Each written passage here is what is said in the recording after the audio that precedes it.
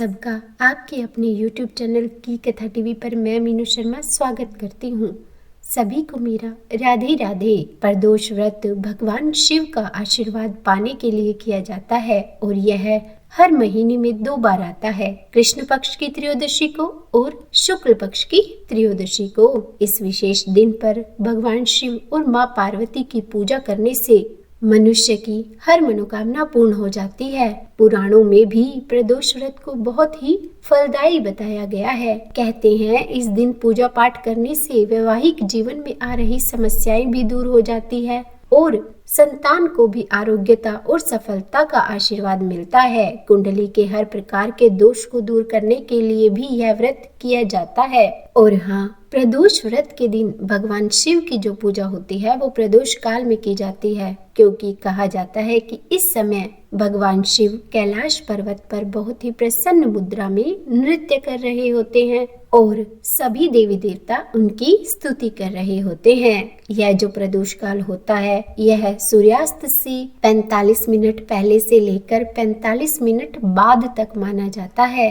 इस व्रत को करने से मनुष्य के सारे कष्ट मिट जाते हैं। कलयुग में प्रदोष व्रत को बहुत ही मंगलकारी माना गया है। तो आज की इस वीडियो में हम जानेंगे कि इस बार जो कार्तिक महीने के कृष्ण पक्ष का जो प्रदोष व्रत होगा वो किस दिन रखा जाएगा, त्रयोदशी तिथि कब से कब तक रहेगी, इस दिन प्रदोष काल का समय क्या रहेगा, इस दिन के शुभ मुहूर्त के बारे में और पूजा विधि के बारे में। तो हो सके तो वीडियो को अंत तक देखिएगा और हाँ, वीडियो अच्छी लगे तो लाइक एंड शेयर कीजिएगा और कमेंट बॉक्स में ओम नमः शिवाय तो लिख ही दीजिएगा। तो देखिए, हिंदू पंचांग के अनुसार जो कार्तिक महीने के कृष्ण पक्ष की त्रयोदशी तिथि है वो प्रारंभ होगी 10 नवंबर शुक्रवार को दोपहर 12:37 पर और समाप्त होगी 11 नवंबर शनिवार को दोपहर 1:37 पर। और यह तो आप सभी जानते ही है कि प्रदोष व्रत प्रदोष काल के समय के आधार पर किया जाता है। तो यह प्रदोष काल का समय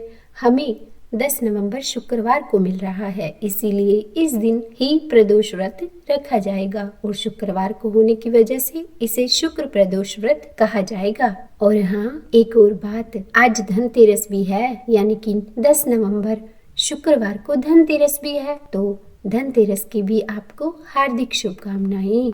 इस दिन सूर्योदय का समय रहेगा सुबह 6:49 और सूर्यास्त का समय रहेगा शाम 5:57 और राहु काल का जो समय रहेगा वो होगा सुबह 10:59 से लेकर दोपहर 12:23 तक। और अब सबसे मुख्य प्रदोष काल का समय, तो इस दिन जो प्रदोष काल का समय होगा वो होगा शाम 5:30 से लेकर रात 8:08 तक। और आइए अब जान लेते हैं प्रदोष व्रत की पूजा विधि के बारे में। तो प्रदोष व्रत करने वाले भक्तों को इस दिन सूर्योदय से पहले उठ जाना चाहिए। उसके बाद दैनिक कार्यों से निवृत्त होकर स्नान आदि करके साफ एवं स्वच्छ वस्त्र पहन ले और फिर भगवान सूर्य देवता को जल अर्पित करें और अपने आज के व्रत का संकल्प लें। और फिर उसके बाद बेलपत्र, अक्षत, धूप, दीप और गंगा जल आदि से भगवान शिव की पूजा करें।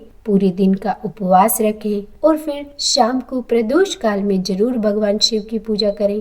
तो इसके लिए सूर्यास्त से कुछ देर पहले फिर से स्नान करके स्वच्छ वस्त्र धारण करें और उसके बाद भगवान शिव की पूजा करें। तो यह पूजा आप अपने घर के मंदिर में या फिर शिवालय जाकर भी कर सकते हैं। तो आप भगवान शिव को जल चढ़ाएं और हाँ, भगवान शिव की पूजा करते समय ओम नमः शिवाय मंत्र का जाप जरूर करते रहें और फिर भगवान शिव की विधिवत पूजा करें और साथ ही पूरे शिव परिवार की भी। और अंत में प्रदोष व्रत कथा का पाठ करें या फिर उसे सुने और फिर शिव चालीसा का पाठ भी करना चाहिए। यदि हो सके तो महामृत्युंजय मंत्र का 108 बार जाप करना चाहिए और आरती करें और फिर सभी जनों में प्रसाद बांट दे। और इसके बाद आप भी जिस तरह से यह व्रत करते हैं, यानी कि फलाहार करके या फिर एक समय भोजन ग्रहण करके, तो वो आप फलाहार ग्रहण करें या फिर भोजन ग्रहण करें।